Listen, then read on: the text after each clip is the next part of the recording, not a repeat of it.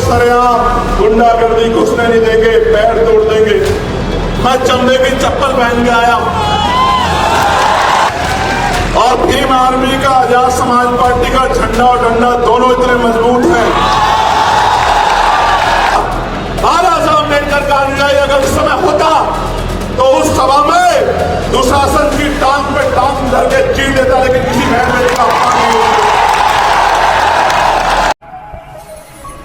प्यारे साथियों, आज हम लोग मान्यवर काशीराम साहब की 92वीं जयंती के अवसर पर इकट्ठा हुए और आजाद समाज पार्टी का छठा स्थापना दिवस है।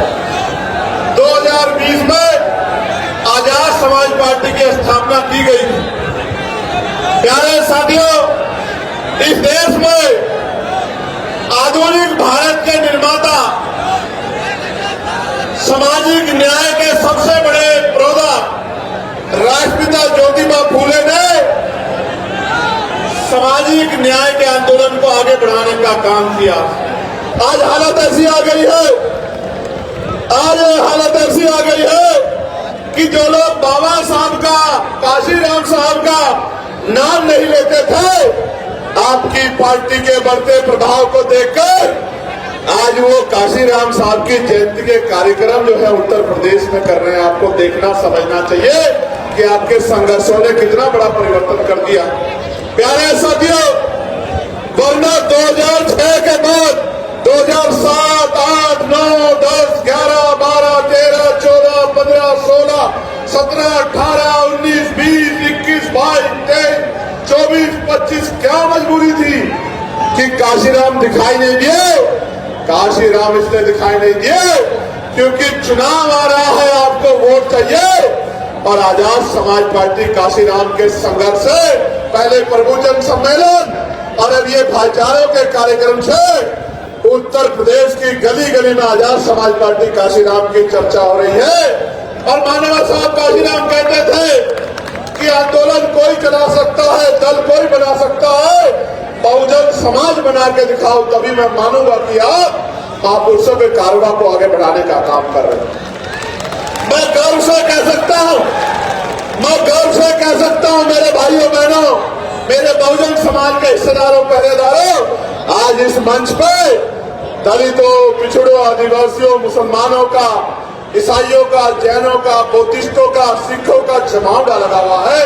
ये इस बात का उदाहरण है कि हमने सिर्फ राजनीतिक दल नहीं बनाया, हमने बहुजन समाज बना के दिखाने का काम उत्तर प्रदेश में किया। प्यारे साथियों, अभी तो हम लोग बहुत जल्द पिछड़ा वर्ग सम्मेलन करेंगे। उसके बाद जो कार्यक्रम रुक गया था, मुस्लिम समाज की समस्या और समाधान, उस कार्यक्रम को भी आगे बढ़ाने का काम करेंगे हिस्सेदारी का।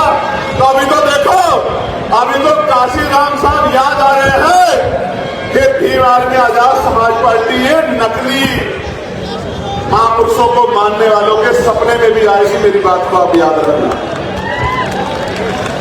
ये हमारे भाइयों के मानवर काशीराम साहब के नाम पे जो अरबी फारसी विद्यालय बना हुआ है, उसका नाम बदलने का काम उसी पार्टी ने किया। और तो प्यारे साथियों, मेरे सहारनपुर जिले में मानवर काशीराम साहब के नाम पे बने मेडिकल कॉलेज का नाम भी उसी पार्टी के लोगों ने, नेताओं ने बदलने का काम किया, कुंठित मानसिकता की वजह से।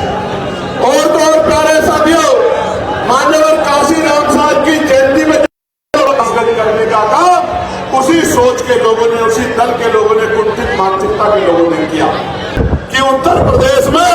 और छोड़िए, जिस तरह का घटनाक्रम आपने यहां देखा कि रोज सरेआम गुंडागर्दी घुसने नहीं देंगे, पैर तोड़ देंगे। मैं चमड़े की चप्पल पहन के आया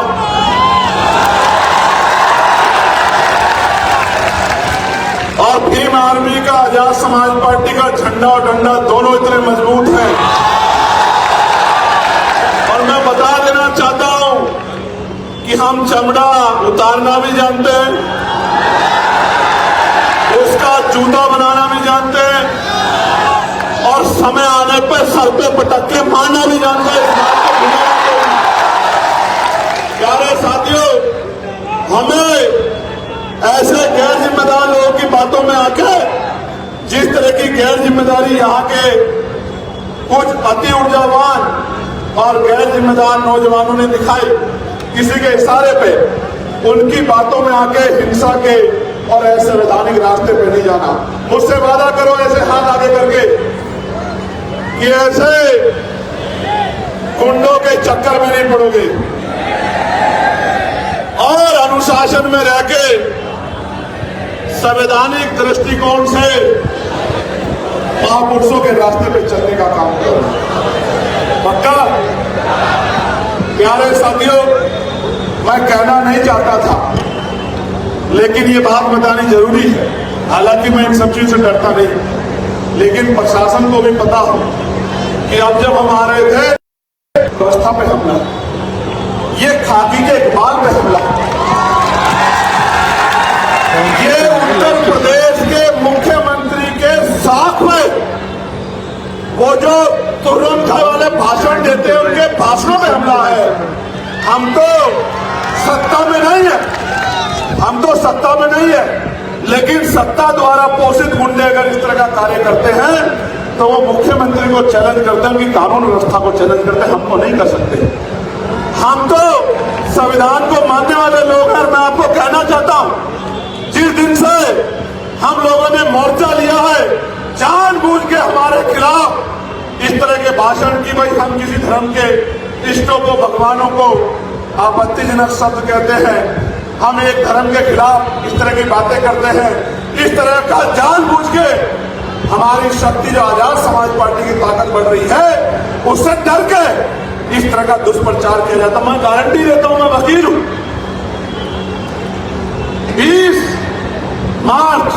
15 मार्च 2020 को हमने राजनीतिक दल की स्थापना गौतम बुद्ध नगर में की। एक स्टेटमेंट आप मुझे दिखा दो, मैं वकील, मैं बाबा साहब अम्बेडकर को मानने वाला व्यक्ति, मैं किसी धर्म पे टिप्पणी नहीं करता, मेरा काम नहीं है। मेरा काम एक ही काम है कि चाहे मेरे शरीर में लहू का आखिरी कतरा भी खत्म हो जाए, मैं इन गरीबों को इनका हक दिला के रहूंगा, इनके घर में उजाला करके। इसलिए जानबूझ के वो इस तरह की बातें करते हैं। उसका कारण बताऊंगा मैं आखिरी में आपको कि उसका कारण क्या है, लेकिन मैं आपको कुछ कहना चाहता हूं। आप मेरी बात को सुनने के लिए तैयार हो? गौर से सुनो, नोट करो फोन में।